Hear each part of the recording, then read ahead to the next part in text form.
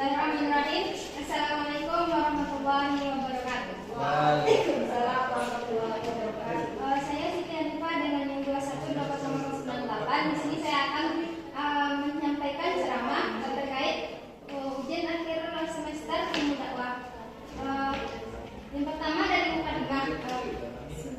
Alhamdulillah rabbil alamin. Wassalatu wassalamu ala asrofil anbiya'i wal mursalin wa ala alihi wa ashabihi rasulillahi ajma'in amma ba'du.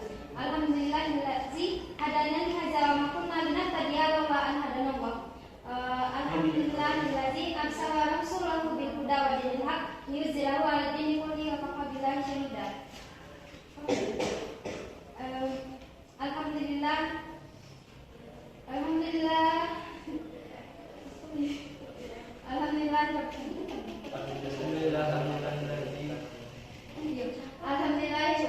anzala ala abdihil kitaba wa lam yaj'alhu iwaja. Alhamdulillah, puji syukur kita ucapkan kepada Allah Subhanahu wa taala yang telah melimpahkan rahmat dan karunia-Nya pada kita semua sehingga kita dapat menghadiri ceramah pada siang hari ini. Dan yang terhormat kepada kawan-kawan yang telah hadir untuk mendengarkan ceramah saya pada siang hari ini. Untuk tidak memperpanjang kata mukadimah, langsung saja saya mulai ceramah saya yang berjudul Amar Ma'ruf Nahi Munkar. Yang pertama, yaitunya Islam itu sebagai obor atau yang menerangi kehidupan kita. Dan jika kita tidak memiliki rasa aman, tentram, maka kita itu tidak akan merasa stres dan kehilangan arah dan tidak memiliki arah tujuan hidup kita. Dan Islam menyuruh pemeluknya untuk menjalankan perintahnya dan menjauhi larangannya. Sebagaimana yang dijelaskan dalam Quran surah Al-Baqarah ayat 5 yang berbunyi Bismillahirrahmanirrahim wa ma umiru illa liya'budullaha mukhlishina lahuddin hunafa wa yuqimunas salata wa yutuz zakata wa dzalika dinul qayyimah, yang artinya padahal mereka tidak disuruh kecuali menyembah kepada Allah dengan memurnikan ketaatannya dalam agama yang lurus supaya mereka mengerjakan sholat dan menunaikan zakat, dan demikianlah agama mereka yang lurus. Dari ayat di atas dapat kita simpulkan bahwa kita itu beribadah kepada Allah, mengerjakan perintahnya dan menjauhi larangannya, seperti mengerjakan sholat, menunaikan zakat dan lain sebagainya.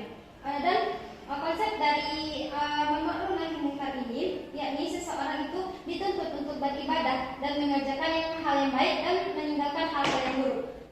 Sebagaimana firman Allah dalam Quran surah Al-Imran ayat 104 yang berbunyi Bismillahirrahmanirrahim wal takum minkum ummatun yad'una ilal khairi wa ya'muruna bil ma'ruf wa yanhauna 'anil munkar wa ulaika humul muflihun.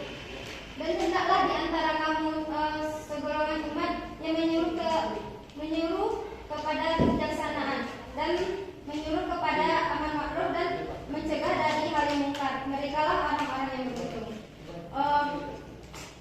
Kawan-kawan yang dimuliakan oleh Allah, amar ma'ruf nahi munkar ini harus kita laksanakan karena di situ ada hubungan dan keseimbangan, yakni menyuruh orang berbuat baik dan menghindarkan dari perbuatan yang jahat. Misalnya diibaratkan kita itu seperti pesawat. Misalnya kalau salah satu pesawatnya itu balik, pasti pesawat itu akan terjatuh. Begitu pula bentuk keimanan seseorang. Contohnya juga seperti ini. Kita menyuruh orang untuk melaksanakan sholat, sedangkan kita tidak melaksanakan sholat. Itu sama dengan tidak mengerjakan hal amar ma'ruf nahi munkar. Selanjutnya saya ada cerita mengenai perbuatan amar ma'ruf nahi munkar ini. Yang pertama yaitunya kisah ini kisah Bani Israel. Ada seorang ahli ibadah bertanya kepada Nabi Musa, wahai Nabi Musa, apakah yang saya kerjakan ini atau yang ibadah yang saya lakukan ini, apakah saya ini akan masuk ke dalam surga ya Nabi Musa? Dan Nabi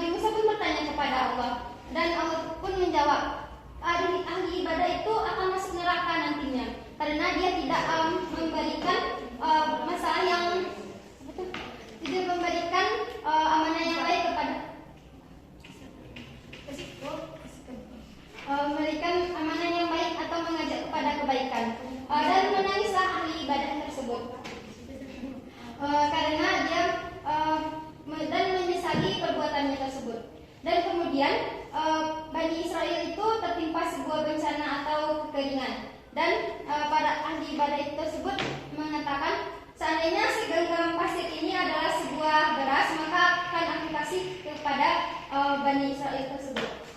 Yang dapat kita sampaikan itu ya kita menyampaikan kebaikan kepada orang lain dan menyuruh orang untuk tidak melaksanakan hal-hal yang buruk. Selanjutnya, apakah kawan-kawan tahu bagaimana cara kita bersifat amar ma'ruf nahi munkar tersebut? Di dalam Quran surah An-Nahl ayat 125 dijelaskan bahwa yang berbunyi Bismillahirrahmanirrahim. Ud'u ila sabili rabbika bil hikmati wal mau'izatil hasanah wajadilhum billati hiya ahsan inna rabbaka a'lamu biman dalla an sabili wa huwa a'lamu bil muhtadin.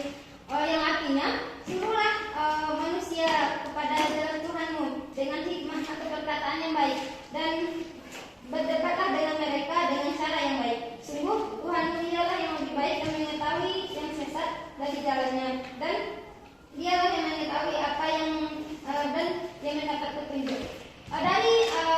Dari tersebut kita mendapatkan beberapa poin tentang beramal ma'ruf nahi munkar. Yang pertama itu kita harus berdakwah dengan cara yang bijaksana. Yang bijaksana di sini dengan perkataan yang baik dan lemah lembut.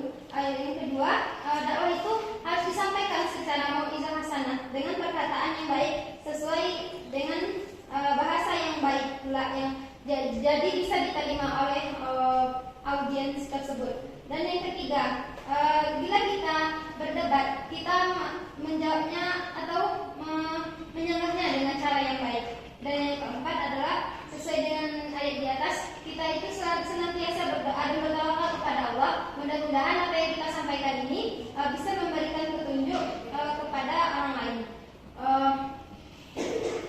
Dan selanjutnya kita itu harus serius dalam berdakwah, tidak boleh setengah-setengah, apalagi meninggalkan dakwah itu sendiri. Misalnya kita tuh tidak boleh mengharapkan imbalan terhadap dakwah yang kita berikan itu, dan kita tidak mendapatkan imbalan. Kalau misalnya kita mendapatkan imbalan itu kita anggap rezeki yang telah diberikan oleh Allah. Dan kita harus mensyukuri apa yang telah diberikan Allah kepada kita.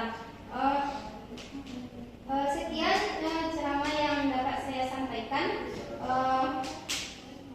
Saya ada sedikit pantun.